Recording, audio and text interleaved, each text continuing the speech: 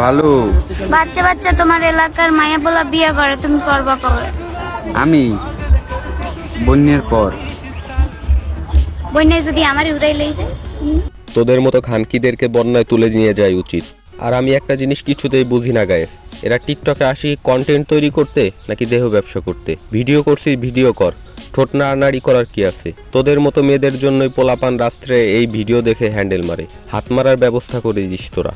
निकल लौड़े, पहली फुर्सत में निकल। তো গাইস, ভিডিওর টাইটেল আর থাম্বনেল দেখে তো বুঝেই গেছো আজকে আমি কি নিয়ে কথা বলতে যাচ্ছি। আজকে আমি টিকটকের কিছু আবাল এবং খানকি মার্কা কিছু টিকটকারদের রোস্ট করতে চলেছি। চলো বেশি কথা না বাড়িয়ে ভিডিও শুরু করা যাক। আমরা এমনই, তোমার বয়ফ্রেন্ড আমার ফ্যান, বুঝছো মামুনি? তার বয়ফ্রেন্ড তোমার ফ্যান হবেই বা না কেন, কারণ সে তো প্রতি রাত্রেই তোমাদের ভিডিও দেখে। I mean vlog video, couple vlog. বুঝলাম না আমি, এদের কি কোনোদিন লজ্জা শরম হবে না? এজন্যই ওমর ভাই একদিন ইন্টারভিউতে বলছিল যে কাপল ব্লগারের নামে বেহায়াপনা আর কিছু হয় না। এরা 2 দিন পর পর নতুন নাটক সাজায় আর পাবলিকদেরকে বোকা বানায়। ইউটিউব চ্যানেল প্রমোশন করার জন্য নিজেদের ডিভোর্সের নাটক সাজায়। আমার আর তোহার কি হয়েছে, আমরা কি আদৌ একসাথে সংসার করছি কিনা, তো এগুলো সব প্রশ্নের অ্যান্সার হচ্ছে আমি একটা ভিডিও।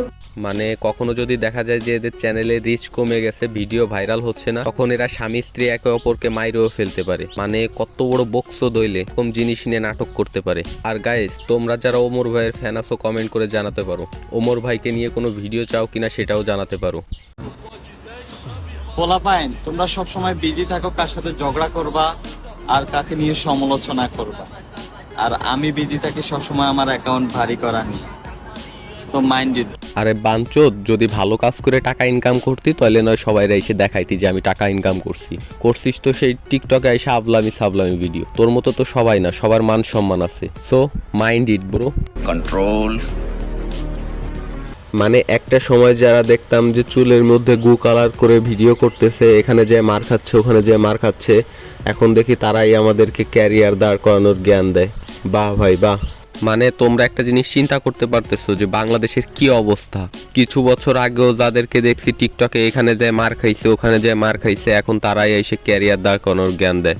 মানে এদের কথা শুনলে মনে হয় যে এরাই বাংলাদেশের সব থেকে বড় জ্ঞানী, এদের থেকে কোনো বড় জ্ঞানী নেই এই দেশে। চার্ডের বাল, মানে পকেটে কিছু টাকা আসা শুরু করছে আর নিজের এই দেশের কোন বালসাল মনে করা শুরু করে দিছে, মনে হয় যে ওই এমপি মিনিস্টার প্রধানমন্ত্রী। মানে দেশের কি অবস্থা তোমরা চিন্তা করে দেখতে পারতেছো। এরা টাকা ইনকাম করার জন্য চুলের মধ্যে গু কালার করে এখানে যায় মার খাইছে ওখানে যায় মার খাইছে।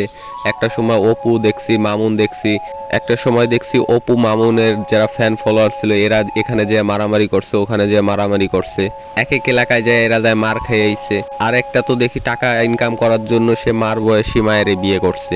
যে তোমাকে ফ্রম দ্য হার্ট, অন্তরের ভেতর থেকে ভালোবাসে, যে তোমাকে আসলেই ভালোবাসে, সে তোমার সাথে একসাথে সারা জীবন থাকার জন্য যা যা করা দরকার সে সবকিছু করবে।